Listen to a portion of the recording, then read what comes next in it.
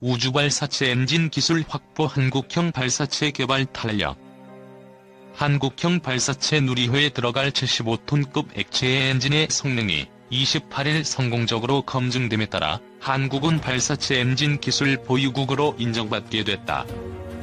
현재 발사체 엔진 기술을 확보한 국가는 미국, 러시아, 일본, 인도, 유럽연합, 중국, 우크라이나, 이스라엘, 북한, 이란 등 10개국이다. 이날 발사된 엔진 시험 발사체는 누리호에 들어갈 75톤급 액체 엔진 1개를 단 1단형 발사체다. 길이는 25.8m, 최대 지름은 2.6m, 무게는 52.1톤으로 누리호의 2단구와 유사하다. 한국형 발사체 누리호의 엔진 시험 발사체가 28일 오후 고흥 나로우주센터에서 발사되고 있다. UTZ-ZA-Inno.co.kr 75톤급 엔진의 개발에는 우여곡절이 많았다. 연소 불안정 문제와 연료 탱크 용접 기술의 어려움 때문에 애초 계획보다 개발이 10개월 정도 지연됐다. 엔진 기술은 발사체 개발의 핵심인 만큼 외국에서는 이를 공개하지 않는다. 이에 한국항공우주연구원 연구진은 순수 기술로 이런 난제를 하나씩 풀어가야만 했다. 연구진은 엔진 설계만 20회 넘게 변경한 데 이어 지상 연소 시험을 100차례 진행하며 엔진 성능의 신뢰성을 확보해냈다. 이날 발사체의 핵심인 엔진의 성능을 실전처럼 확인했다는 점에서 한국형 발사체 개발은 더욱 탄력을 받을 것으로 전망된다. 한국은 3차례 도전 끝에 지난 2013년 1월 나로호 발사에 성공했지만 당시 발사체의 1단 엔진은 러시아의 엔진을 가져다 써 절반의 성공이라는 평가를 받았다. 이와 달리 누리호는 엔진까지 모두 국내에서 개발한다. 누리호는 3단형 발사체로 1단은 75톤급 액체 엔진 4기를 묶어 300톤급의 엔진을 구성한다. 2단은 75톤급 액체 엔진 1기, 3단은 7톤급 액체 엔진 1기로 구성된다. 총 길이는 아파트 15층 높이에 맞먹는 47.2m에 이르고 최대 직경은 3.5m, 총 중량은 200톤이나 된다. 누리호 개발을 위해 2010년부터 2022년까지 총 1조 9,572억 원의 예산이 투입될 예정이다. 누리호가 성공적으로 개발된다면 고도 600에서 800km의 지구 저궤도에 중량 1.5톤급의 실용위성을 우리 땅에서 우리 힘으로 올려놓을 수 있게 된다. 특히 한국의 인공위성 기술은 세계 시장에서 검증받은 만큼 발사체 기술까지 합쳐지면 미국, 러시아 등의 우주 강국과 연구 협력이 더욱 활발해질 수 있을 전망이다. 다만 2021년 누리호 최종 발사까지 해결해야 도전 과제는 아직 많다. 고정환 항우연 한국형 발사체 개발 사업본부장은 현재 엔진 시험 발사체는 누리호의 2단에 해당한다며 3단형 발사체를 개발하려면 1단과 3단의 개발이 필요한데 내년 초부터 3단에 대한 시험을 진행하고 후반에는 1단에 대한 시험 시작할 것이라고 말했다. 한국형 발사체 1단에는 75톤급 엔진 4기 묶음이 들어가는데 2020년 이에 대한 시험도 수행해야 한다. 또 7톤 및 75톤 엔진의 구성품에 대한 성능 시험을 진행하고 누리호의 발사를 위한 새 발사대 시스템을 구축하는 작업이 남았다. 정부는 올해 한국형 발사체 발사에 필요한 조립, 발사대 구축, 액체 엔진 시험 평가 등에 2,200억 원을 투입하고 달 궤도선, 상세 설계 착수 등 달 탐사 본격 추진을 위해 710억 원을 쓰기로 했다. 미래창조과학부는 22일 12개 관계부처 합동으로 제26회 우주개발진흥실무위원회를 열고 한국형 발사체 개발 예산을 포함해서 총 6,703억 원 규모의 2017년도 우주개발 시행계획을 수립했다. 여기에는 다목적 실용위성 67호, 차세대 중형위성 1호 등을 지속 개발하고 차세대 소형위성 1호를 발사하는 등 인공위성 독자 개발 예산 2,184억 원이 포함된다. 눈에 띄는 것은 2018년 10월 우리 땅에서 한국형 발사체 시험 발사체를 발사하는 것이다. 이 사업은 10년간 1조 9,572억 원이 투입되는 국가적인 우주개발 사업이다.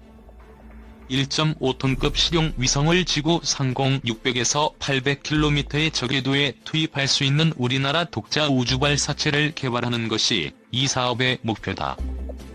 한국형 발사체는 3단형 발사체로 1단은 75톤급 액체 엔진 4기를 묶어서 300톤급으로 구성하고 2단에는 75톤급 액체 엔진 1기, 3단에는 7톤급 액체 엔진 1기가 각각 사용된다. 한국형 발사체 엔진 개발에는 많은 어려움이 존재한다. 그중 대표적인 것이 연소 불안정이다. 연소 불안정은 연소 과정에서 발생한 진동이나 추진제 공급 계통의 교란 등이 연소실 내의 압력, 온도, 유속 등의 영향을 줘 불안정한 연소 상태가 발생하는 현상이다. 엔진이 폭파되는 등 대형 사고를 발생시킬 수 있어 극도로 위험하다. 로켓 엔진 개발은 특히 짧은 연소 시간 동안 고온, 고압, 극저온을 동시에 견뎌야 하는 극한의 시스템을 개발하는 일이기 때문에 연소 불안정 외에도 과열 방지, 내열 합금 기술, 극저온 물질 취급 기술 등 여러 어려운 기술들이 새로 개발돼야 한다.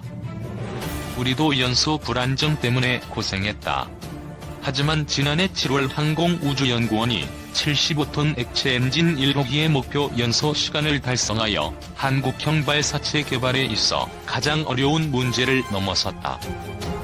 한국형 달 탐사 사업은 달 탐사선을 개발하고 궤도선, 착륙선, 과학 탑재체, 심우주 통신 등 달 탐사에 필요한 기반 기술을 확보하겠다는 것이다. 2018년 말 1단계로 시험용 궤도선 개발을 통해 우주 탐사 핵심 기술 확보, 심우주 네트워크 구축, 탑재체 국제 공동 개발 등을 추진한다. 이어지는 2020년까지 2단계에서는 국내 주도로 무인 달 궤도선과 착륙선을 개발해 한국형 발사체로 발사한다. 달 탐사선에는 달의 환경을 분석하고 자원을 탐사하는 과학 탑재체, 로버 등 기술 검증을 위한 임무 장비들이 탑재된다. 한국형 발사체를 통한 달 탐사에 성공하면 우리나라가 개발한 독자 발사체의 기술력을 세계에 입증하는 중요한 계기가 된다. 우리나라는 그동안 쌓아온 인공위성 기술을 바탕으로 달 탐사에 필요한 핵심 기술을 약 70%가량 확보한 상태다. 2016년 12월에는 미국 나사와 달 탐사 기술 협력을 체결, 달 탐사 성공 가능성이 높아졌다. 시험용 달 궤도선에 나사의 탑재체를 일부 탑재하고 나사는 임무 설계 및 심우주 통신, 항법 기술을 지원하게 된다. 이외에 특징적인 예산으로는 소행성 등 우주 낙하물 감시 체계를 강화하는 것이 있다. 우주 물체 전자광학 감시 체계 구축에 11억 2천만 원을 투입하고 우주 전파 교란 상시 감시 체계 고도화에 20억 1천만 원을 들인다. 또 우주 물체 사고 대응 민관군 합동 훈련을 올해 5월 실시한다. 한편 이날 우주개발진흥실무위원회는 우주개발 임무를 달성하기 위해 반드시 필요한 중점 기술과 이를 확보하기 위한 전략을 구체적으로 제시한 대한민국 200대 중점 우주기술 개발 로드맵을 확정했다. 또한 2017년도 위성정보 활용 시행계획, 2017년도 우주기술 산업화 전략 시행계획도 의결하였다. 미래부 홍남기 제1차관은 우주기술 개발 로드맵 수립은 주요 우주 선진국에 비해서는 늦었지만 우주 분야 핵심 기술력 확보의 기틀을 마련했다는데 의의가 있다고 강조했다. 고정환 한국항공우주연구원 한국형 발사체 개발 사업본부장은 지난 11월 28일 오후 4시를 이렇게 기억했다. 당시 전남 고흥 나로우주센터에서는 누리호 시험 발사체가 거대한 연기를 내뿜으며 힘찬 불꽃과 함께 하늘로 치솟았다. 발사체는 엔진 연소가 종료된 발사 후 151초 시점에 75km 고도까지 상승했고 이후 완성 비행을 계속하면서 319초 깨는 최대 고도 209km까지 도달했다. 낙하는 발사장에서 남동쪽으로 429km 떨어진 제주도 인근 해상에서 이루어졌다.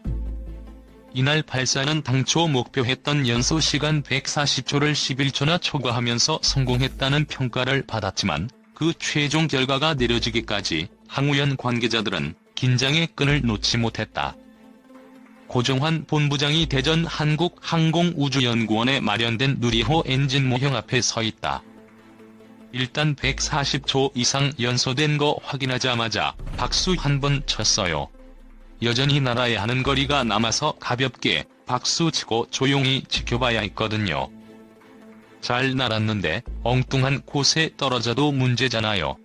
완전히 끝날 때까지 지켜봤죠. 최종 확인까지 하고서야 안도했어요. 우리나라는 1.5톤급 실용위성을 지구 저궤도에 올릴 수 있는 3단형 우주발사체 누리호를 국내 독자 기술로 개발 중이다. 1단은 75톤급 액체 엔진 4개, 2단은 1개, 3단은 7톤급 액체 엔진 1개로 각각 구성되는데 시험 발사체는 2단에 들어갈 엔진이다. 지상에서 하는 시험이 아닌 비행으로 엔진 성능을 검증했다는데 의의를 두고 있어요. 비행 중에는 가속도, 압력 등 급변하는 요인이 많은데 이번 시험으로 엔진이 정상 작동한 것을 확인한 거니까요. 일반적으로 로켓 성능을 평가하는 요소 가운데 추력이 큰 부분을 차지한다. 추력은 물체를 운동 방향으로 나가도록 하는 힘을 가리키는데 로켓의 추력은 연료를 태우면서 분사되는 가스의 반동에 의해 생기는 힘이다. 때문에 엔진의 추력, 그 추력이 일정 시간 유지되는지는 매우 중요한 부분이다. 엔진이 예정 시간 동안 액체 연료를 연소해 목표 고도까지 올라갈 수 있는지 여부를 판가름할 수 있어서다. 시험 발사체의 목표 연소 시간 역시 향후 임무에 있어 필요한 시간이다. 75톤급 액체 엔진 개발은 큰 의미를 갖는다. 누리호 개발의 근간일 뿐더러 이 기술을 가진 나라는 우리나라를 포함해 세계 7개국에 불과하다. 발사체 기술은 미사일 기술과 같아요. 미사일은 대량 살상 무기니까 관련 기술 이전이 불가능하고요. 발사체 기술을 확보하려면 우리 스스로 개발해야 한다는 의미죠. 개발 과정에서 난관에 부딪힐 수밖에 없는데 그 해답이 서적에 있는 것도 다른 나라에 물어볼 수 있는 것도 아니니 우리가 알고 있는 지식 안에서 최대한 헤쳐나가야 했습니다. 국내 연구진이 엔진 개발을 위한 기술 문제를 자력으로 풀어낸 점이 높은 점수를 받는 것도 이 때문이다. 특히 엔진 연소 불안정 문제를 해결한 게 큰 업적이다. 연소 불안정은 엔진 내부에서 연료와 액체 산소가 만나 연소하는 과정이 균일하게 이루어지지 않는 현상이다. 연구진은 엔진 설계를 20여 차례 변경하고 지상 연소 시험을 100차례 실시하며 약 14개월에 걸쳐 이 문제를 개선했다. 연료 탱크를 제작하는 것도 쉽지 않았다. 지상 탱크는 금속재로 두껍게 용접할 수 있기 때문에 용접이 잘못되면 그 위에 덧댈 수 있는 반면 발사체용 탱크는 비행을 해야 해서 용접 두께를 최소화해야 한다. 최소 2mm에서 최대 7mm 두께로 용접해야 합니다. 또 가벼워야 하니 쇠 대신 알루미늄을 쓰는데 이 소재는 용접하면 열 변형이 와서 공정하는데 굉장히 애를 먹었어요. 여전히 어려운 부분이죠. 액체 연료를 사용하는 엔진이라는 점 또한 어려움을 더했다. 발사체는 연료에 따라 고체 연료 로켓과 액체 연료 로켓으로 나뉘는데 누리호에는 액체 연료를 담는다. 고체 연료 구조는 상대적으로 단순하다. 엔진 내부에 가득 차 있는 형태로 그 연료를 균일하게 태우기만 하면 된다. 불이 한번 붙으면 끌 수가 없어 추력 조절이 불가능하다는 단점은 있다. 액체 연료의 경우 연료를 공급하는 펌프와 제어하는 밸브, 연료에 불을 붙이는 연소 체인버 등 복잡한 구조다. 대신 정밀한 제어를 할 수 있어 우주 발사체에 유리하다. 누리호 완성하면 우주 주권 확보. 누리호는 2013년 우리나라 저우주 발사체인 나로호와 비교했을 때 성능과 역할 면에서 진보했다. 2단형 발사체 나로호는 100kg 무게의 소형 위성을 300km 궤도에 진입시킬 수 있는 성능에 그쳤고 1단을 러시아가 제작한 것으로 사용했다. 이에 반해 누리호는 더 무거운 위성을 더 높이 우리 기술만으로 보낼 수 있다. 두 발사체는 외형상으로도 확연한 차이를 보인다. 누리호는 나로호보다 1.5배 길어졌고 3단형이다. 누리호의 1, 2, 3단의 역할이 뚜렷하게 다르지는 않다. 궁극적으로 발사체 속도를 올리는 데 일조한다. 각 단은 연료 탱크로 이해하면 돼요. 물론 굉장히 커다란 탱크 하나에 연료를 모두 넣을 수도 있죠. 그러면 발사체가 올라가면서 탱크가 점점 비잖아요. 빈 공간은 의미가 없어요. 그래서 1단이 연소되면 알아서 분리되고 이어서 2단도 연소하고 분리될 수 있도록 했어요. 무게를 줄이기도 좋죠.